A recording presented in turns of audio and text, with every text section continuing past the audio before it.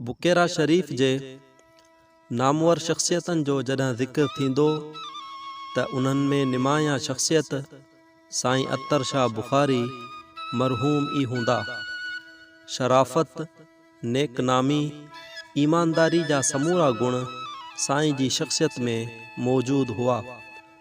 संदुन असुल नालो सैयद मोहम्मद इस्माइल शाह हो, पर मोहब्बत ऐं लाड कोड जो नालो अत्तर शाह हो।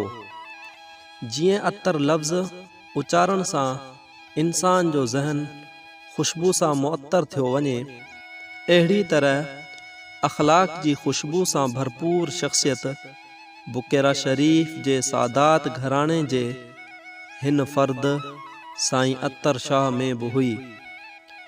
इंतिहाई मलनसार, मुहब्बतूं ऐं शफ़क़तूं ॾींदड़ महिरबान शख्सियत जंहिंजी औताक जा दरवाज़ा हर कंहिं लाइ खुलियल हूंदा हुआ। सभु कंहिंखे इज़तूं ॾियण वारो ही शख़्स सियासी तौर ते शुरू खां पीपुल्स पार्टी सां लाॻापियल रहियो, कंहिं बि उहिदे ऐं लालच खां परे रहियो।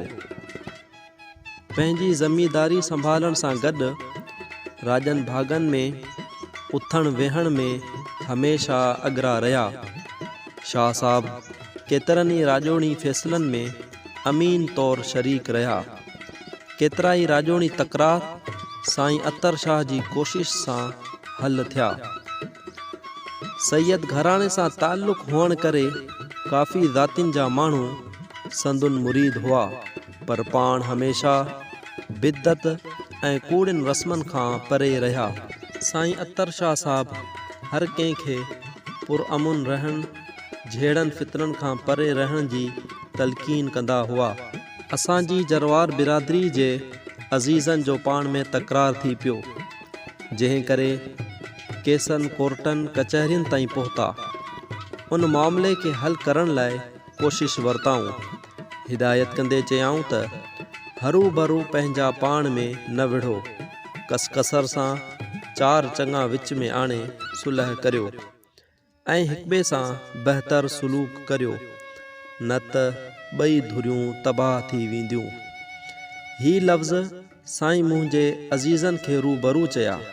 अल्लाह पाक जे फज़ुल सां उन्हनि नसीहतनि जो असरु थियो, मामला हल थी विया। साईं जा बुकेरा शरीफ़ ऐं उन जे आस पास सभिनी बिरादरियुनि सां सुठा ताल्लुक़ात हुआ। कुझु ज़ातियुनि सां पीरी मुरीदी जो रस्तो हुअनि। इलाइक़े जा सभु वॾा तोड़े नंढा माण्हू साईं अत्तर शाह जो घणो एहतराम कंदा हुआ। ॾुख तोड़े सुख में साईं जो शरीक हुजण ते फ़ख्रु महसूस कंदा हुआ। कुझु साल पहिरीं साईं अत्तर शाह बुखारी रहमतुल्लाह अलैह, जिन अल्लाह पाक जी रज़ा सां जहान छॾे विया आहिनि, संदुन जनाज़े में माण्हुनि जी वॾी तइदाद में शिरकत ई संदुन शख्सियत जी मञता हुई। दुनिया फ़ानी आहे, ही जहान हर कंहिंखे छॾिणो आहे, पर संदुन शख्सियत जी खुशबू संदुन यादनि जी सूरत में बुकेरा वासी अॼु बि महसूस कनि था।